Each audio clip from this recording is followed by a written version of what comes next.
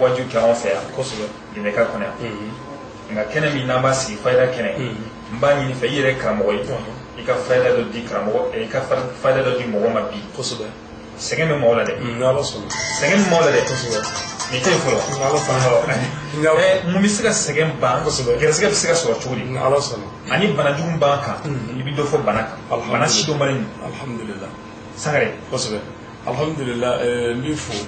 ki barkada ki wala ñu mando ni so jara ni ka ni ngal barka may jamana be cugo mena ani je be cugo mena gele bank kosbe wani gele wona na fon fo mi sega gele na ñu wuri o yi hakli ñu mayay ani ñogon deme ani ka tega di ñoma ani ka je ka ala wuli mi fayda min di man bi islamaya bonya kama wa bariya kama ani banwo kaya kama bismillah fo wala dolina ni gele jugara jonga ka fo bismillahir rahmanir rahim alhamdulillah rabbil alamin arrahmanir rahim maliki yawmiddin ibi joy ibi maliki yawmiddin takasigi ka wurdi shay kemafla binani ani kele jongo wurdi dongodo foga tisa warkola itisri mola d'accord ka fo maliki yawmiddin kemafla binani ani kele ibi kele ke ka binani ke ka kemafla ke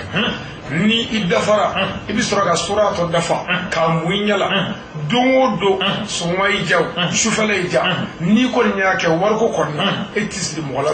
yani kasa sangare no e maliki yawmiddin o gunu bawro bala ni ka ko sobe ko mi yere ko wati ka do o wati do wara am kuma fo ko se ka fara nyonga o ko to no fa ko mi muso gasagati gasega ko bi ala jamana ko ko sebe no kara muso chamo me opere muso chamo me cesar ni fen chamo ke sangare na ko ala kuma ni fe wa tare masul me bon banere muso la jole no alhamdulillah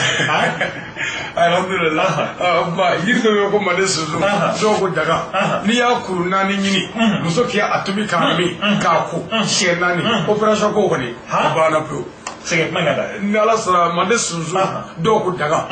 iba kuruna ni nyini iba tobi muso bi ko shenani aba mi shenani ni ala sona hal ni dabali ba ko marala abi jigi herala ko fuita sallallahu yin dima ala rajati onye gribu assalamu alaikum kasanga kanata fo anga to sangare ne fegi nyinga dola ma chama ko nyinga kibe na fo aida ko machugo mu yibla na tare ni ra machugo alhamdulillah bifu comme janatiga febe sababu de ne ka dugu estira koro jeda juila mara kasaba bon maintenant tomena ni nye kramo aidra ka kasheti me 98 kasheti na ko clé borone clé bureau ko ale aidra ti soso salame anyi folla ne ko mo ka mo do soro jena min ti soso mo ka mo ko du kasaba mais anana fo kasheti labana ka ba nyine ala fe ala ka chende me bo kuma im fole ko ala ka chende me ne ko bongo karamo yi na ti chenka abi manu kasaba na bi chenka abi na deme o kuma fole ne re ka famuna ne a do sangwa bi chenka ne de ko mi feka ke aidara nyogona anga dugula